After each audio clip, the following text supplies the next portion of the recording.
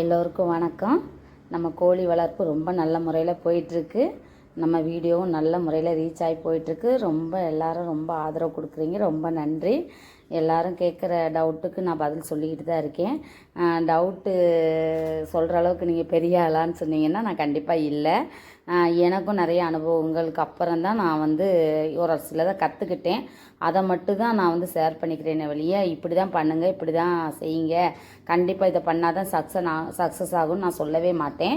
என்ன காரணம்னா அவங்கவுங்க இட சூழ்நிலை, அவங்கவுங்க கொடுக்குற அந்த தீவனத்தோட தன்மை எப்படி மெயின்டைன் பண்ணுறாங்கங்கிறத பொறுத்து தான் அவங்க கோழி வளர்ப்பு சக்ஸஸ் ஆகுமே வெளியே. நான் சொன்ன டிப்ஸை வச்சு அவங்க பண்ணாங்க, இல்லை மற்றவங்களோட டிப்ஸை பார்த்து அவங்க பண்ணாங்க அப்படின்னா அவங்க கண்டிப்பாக ஃபெயிலியர் தான் ஆக முடியும். அவங்களோட சூழ்நிலையும் அவங்களுக்கு செட் ஆகுதாங்கிறத பார்த்துக்கிட்டு அடுத்த ஸ்டெப்பு வளர்க்க ஆரம்பிங்க. நான் சொல்கிற விஷயங்கள் அதுதான். எல்லாரும் அனுபவம் நமக்கு தேவை தான், ஆனால் நம்மளோட அனுபவம் ரொம்ப ரொம்ப முக்கியம். ஓகேங்களா? இதை முதல்ல கண்டிப்பாக நம்ம தெரிஞ்சுக்கணும். புதுசாக கோழி வரவங்க ஒரு சில டிப்ஸை தெரிஞ்சுக்கிட்டே கொஞ்சம் கோழி வளர்க்க வாங்க. பல கோழி வளர்ப்பில் நிறைய அனுபவங்கள் இருக்குது, அது உண்மை தான். ஆனால் ஒவ்வொரு ஸ்டெப்பாக தெரிஞ்சுக்கணும்னா நம்ம ஒரு கோழியோ 2 கோழியோ வாங்கி விட்டு அது என்ன பண்ணுது, எதை சாப்பிடுது, எவ்வளோ நேரம் ரெஸ்ட் எடுக்குது, அடுத்த தண்ணி எவ்வளோ குடிக்குது, எல்லாமே நம்ம அதோட எல்லா தன்மையும் நம்ம தெரிஞ்சுக்கணும். அப்படிங்கிறது தான் மெயின் விஷயம். சரி, நம்ம இன்றைக்கி வீடியோக்குள்ளே போகலாம். எல்லா கமெண்ட்டுக்கும் ஓரளவுக்கு நான் பதில் சொல்லிடுறேன். யாருக்காவது நான் பதில் சொல்லலைன்னா தயவுசெய்து மறுபடியும் கேட்டு எனக்கு போடுங்க. தப்பாக நினைக்காதீங்க. சரி, இன்றைக்கி வீடியோவில் என்னென்னா மெயினாக கோழி வளர்ப்பில் சக்ஸஸ் பண்ணணும்னா எந்த மாதிரி, அதாவது எந்த டைப்பில் உள்ள கோழிக்கு முக்கியத்துவம் கொடுக்கணும், அதாவது குஞ்சுகளுக்கா, வெடை டைப்பில் உள்ளதா, பெரிய கோழிகளுக்கா, அப்படிங்கிறது தான் என்னோடய டாபிக் இன்றைக்கி.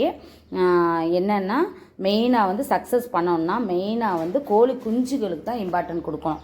ஏன்னா ஒரு கோழி குஞ்சுகள் ரொம்ப சிறுசாக இருக்கும்.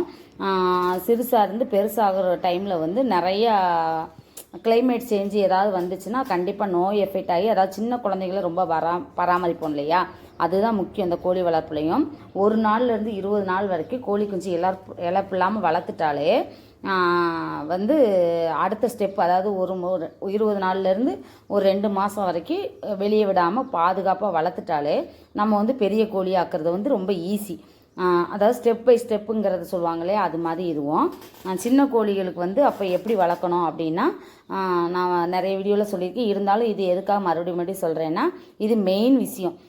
சின்ன கோழிங்க ரொம்ப ஹெவியான ஃபுட்டை எடுத்துக்காது. அது கொஞ்சம் மிக்சியில் அடித்து நம்ம போடணும். மெயினாக நான் குளுக்கோஸ் தண்ணி யூஸ் பண்ணுறேன். எனக்கு ஃபுல்லாக சக்ஸஸ் ஆயிடுச்சுங்க. அது ஒரு குஞ்சு கூட எனக்கு ப்ளூடிங் செட்டப்பில் இழப்பே கிடையாது. பேப்பர் யூஸ் பண்ணுறேன்னா அது ஒரு நாள் நான் வீடியோ போடுறேன். இன்னும் தெளிவாக நான் பேப்பர் யூஸ் பண்ணுறது, அந்த லைட்டிங் எல்லாம் தெளிவாக போடுறேன். இருந்தாலும் இப்போ நான் சொல்லிடுறேன், ஒரு சிலருக்கு விஷயங்கள் தெரியும், இல்லை ப்ளூடிங் செட்டப் போட்டுக்கவங்கள வீடியோவை பாருங்கள். இது என்னென்னா பேப்பர் யூஸ் பண்ணுறோம் இல்லையா, அது எச்சத்தை வெளியேற்றும் போது அதை நம்ம அப்பப்போ எடுத்து புதுசாக பேப்பர் போட்டுக்கிட்டே இருக்கணும்.